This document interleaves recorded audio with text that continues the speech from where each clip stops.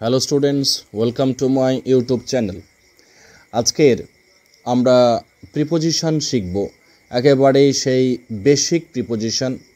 যারা প্রিপোজিশন একদমই জানো না, বিশেষ করে যারা ক্লাস 5-এর স্টুডেন্ট, 6-এর স্টুডেন্ট, যাদের প্রিপোজিশন সম্পর্কে এখনও একটা স্বচ্ছ ধারণা নেই, তাহলে তাদের প্রিপোজিশন সম্পর্কে ভালো ধারণা পেতে গেলে যে সকল প্রিপোজিশন শুরু থেকে শেখা উচিত সেগুলো আজকের আমরা শিখব। দেখো, সবার প্রথমে আমরা শিখব, দেখো, ইন।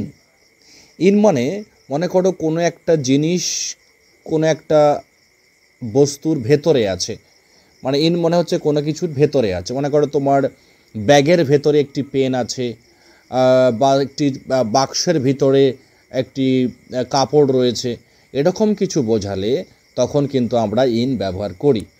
যেমন the pen is in the box, মানে কলমটি বক্সের ভেতরে আছে। এখানে তোমরা লিখতে পারো the pen is in the bag, ব্যাগের ভেতরে পেনটি আছে। বা the book is in the bag, বইটিও ব্যাগের ভিতরে আছে। এরপরে দেখো অন। অন মানে কোনো জিনিসের উপরে থাকা, মানে স্পর্শ করে থাকা। যেমন the book is on the table, বইটি টেবিলের উপরে আছে। দেখো, বইটি কিন্তু টেবিলের সঙ্গে স্পর্শ করে আছে, যেহেতু স্পর্শ করে আছে সেহেতু ওটাকে আমরা বলতে পারি অন। তাহলে the book is on the table, the pen is on the table, the bag is on the chair, এরকমভাবে আমরা ব্যবহার করতে পারি। আন্ডার। আন্ডার মানে হচ্ছে নিচে। মনে করো টেবিলের নিচে বিড়ালটি রয়েছে, বা বিছানার নিচে বিড়ালটি রয়েছে, খাটের তলায় বিড়ালটি রয়েছে, তখন আমরা আন্ডার ব্যবহার। আন্ডার মানে হচ্ছে নিচে। The cat is under the bed, the cat is under the bed. Over মানে উপর দিয়ে, মানে গাছের উপর দিয়ে পাখিটি উড়ে গেল। The bird flew over the tree, তাহলে গাছের উপর দিয়ে যদি কোনো কিছু উড়ে যায় তখন আমরা ব্যবহার করি over. The bird flew over the tree. Behind মানে হচ্ছে পেছনে, মানে কোনো কিছুর পেছনে, তোমার পেছনে হতে পারে, বাড়ির পেছনে, বিদ্যালয়ের পেছনে, এরকম পেছনে বোঝালে আমরা হচ্ছে বিহাইন্ড ব্যবহার করি।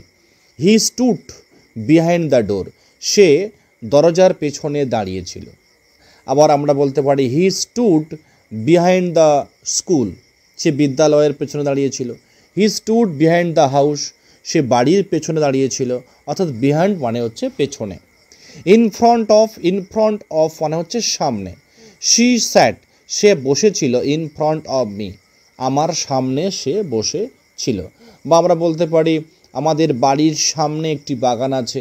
দেয়ার is a garden in front of my house, আমার বাড়ির সামনে একটি বাগান আছে, এরকম বলতে পারি।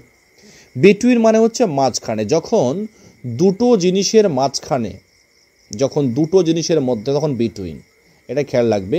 তাহলে বিটুইনটা আমরা কখন ব্যবহার করি? যখন দুটো জিনিসের মাঝখানে বোঝাবে তখন আমরা বিটুইন ব্যবহার করি। The ball is between the shoes, মানে দুটো জুতোর মাঝখানে বলটি রয়েছে। বা এরকম বলতে পারি যে আমি হচ্ছে রাম এবং শ্যামের মাঝখানে দাঁড়িয়ে আছি। I am standing between Ram and Shyam, আমি রাম এবং শ্যামের মাঝখানে দাঁড়িয়ে আছি, এরকম ব্যাপার। নেক্সট টু বা বিসাইড মানে হচ্ছে পাশে। He is sitting next to me, সে আমার পাশে বসে আছে। আবার বলতে পারি he is sitting beside me, সে আমার পাশে বসে আছে। এবার দেখো 2 নম্বর। এখানে সময়ের ক্ষেত্রে আমরা অনেক সময় কী ধরনের প্রিপোজিশন ব্যবহার করি সেটা শিখব। দেখো, he played dash 5 PM, he play at 5 PM, সে বিকেল 5টায় খেলে। দেখো 5 PM মানে হচ্ছে একটা সময়ের নির্দিষ্ট সময়কে বোঝাচ্ছে। 5 PM বা সকাল 10টা বা দুপুর 12টা, এরকম বোঝালে তখন আমরা কিন্তু অ্যাড ব্যবহার করি, অর্থাৎ নির্দিষ্ট সময়। তাহলে we play at 5 PM। On আমরা ব্যবহার করি দিন বা তারিখের ক্ষেত্রে, যে কোনো দিন, সেটা সোমবার, মঙ্গলবার, বুধবার, শুক্রবার, যে কোনো দিন। আবার যে কোনো তারিখ, মানে মনে করো এটা জুলাই মাস, জুলাই মাসের 1 তারিখ থেকে শুরু করে 2 তারিখ, 3 তারিখ, 10 তারিখ, যে কোনো তারিখ হলে তার আগে আমরা অন ব্যবহার করি। তাহলে he was born on Monday, মানে সে সোমবার জন্মগ্রহণ করেছিল। যদি এখানে বলা হয় যে সে জুলাইয়ের 1 তারিখে জন্মগ্রহণ করেছিল, তাহলে he was born on 1 July, he was born on 1 July. তাহলে তারিখ বা দিনের ক্ষেত্রে আমরা ওয়ান ব্যবহার করি। ইন আবার ব্যবহার করি মাসের আগে, যে কোনো মাস, জুলাই, জানুয়ারি, ফেব্রুয়ারি, ডিসেম্বর, যদি শুধুমাত্র মাস উল্লেখ থাকে, ডেট না উল্লেখ থাকে, যদি মাস উল্লেখ থাকে, তখন কিন্তু আমরা ইন ব্যবহার করি। যেমন শি কেম ইন জুলাই, সে জুলাই মাসে এসেছিল। আর যদি বলি যে he was born in July, সে জুলাই মাসে জন্মগ্রহণ করেছিল। বিফোর মানে হচ্ছে আগে। Brush your teeth before bed, মানে বিছানার যাওয়ার আগে তুমি কি করো, তোমার দাঁতটিকে মাজো। Brush your teeth before bed. আচ্ছা, আবার বিফোর মানে অনেক সময় সম্মুখে হয়, he is standing before me, সে আমার সামনে দাঁড়িয়ে আছে। এরপরে দেখো আফটার, আফটার মানে হচ্ছে পরে। We went out after lunch, আমার লাঞ্চের পরে আমরা বেরিয়ে গিয়েছিলাম। We went out after lunch, লাঞ্চের পরে। এবার জানবো ডাইরেকশন, দিক বা গন্তব্য।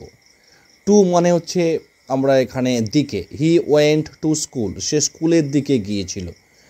হি went to school, went go থাকলেই টু বসবে। He went to school, he went to school, সে স্কুলের দিকে গিয়েছিল।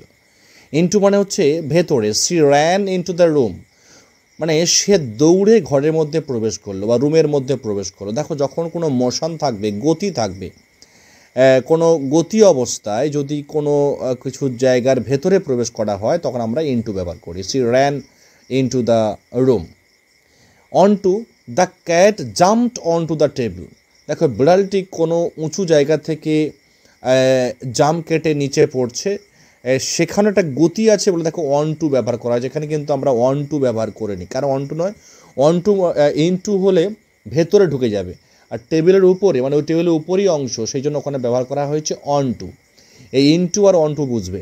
ইনটু মানে হচ্ছে কোনো কিছুর ভেতরে, আর যদি গতিময় অবস্থায় কোনো কিছু, যেমন বাড়ির ছাদের উপরে যদি বিড়ালটি পড়ে বা কোনো কিছু পড়ে, তখন আমরা বলবো যে অন টু দ্য রুফ বা on to the room, onto the table, টেবিলের উপরে সেই বিড়ালটি যা পড়লো।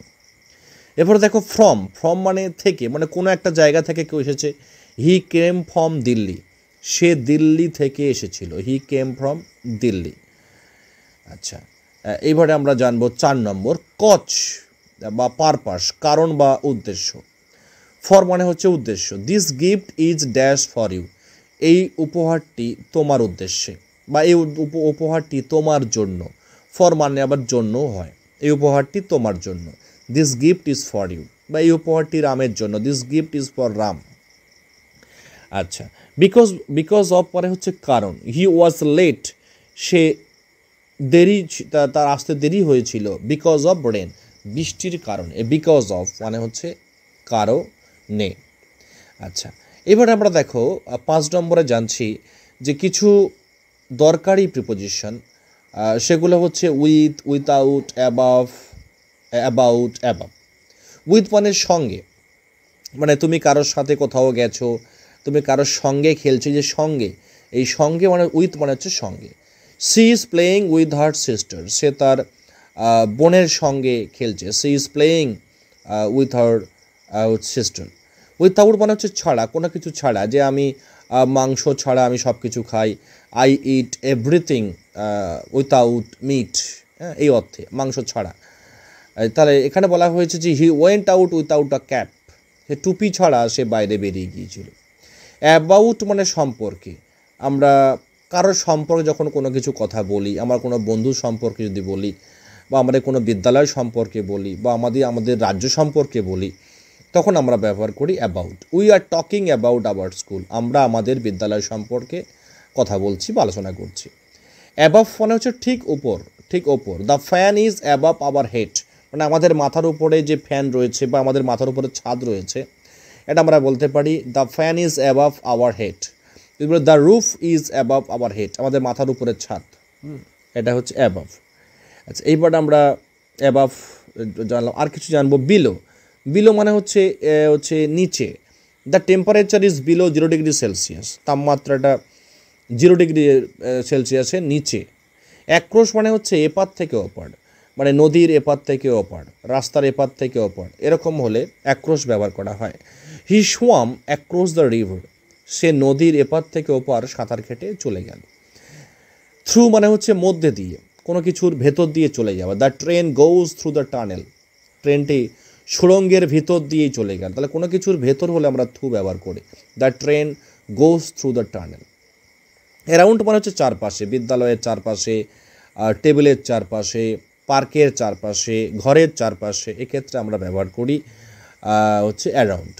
The children ran around the park, মানে ছেলেমেয়েরা পার্কের চারপাশে দৌড়দৌড়ি করছিল। আচ্ছা, এই গেল আজকের বেসিক কিছু প্রিপোজিশনস। তোমরা এগুলো বারে বারে দেখো, তাহলে তোমাদের এগুলো মনে থাকবে, এবং পরীক্ষায় এই ধরনের প্রিপোজিশন কিন্তু দেওয়াই হয়। তাই বেসিক এই কয়েকটা প্রিপোজিশন তোমরা শিখে নাও। এর পরবর্তী যেগুলো তোমাদের শেখা প্রয়োজন সেই ধরনের প্রিপোজিশন ভিডিও আমি আনছি। ভালো থেকো এবং সুস্থ থেকো।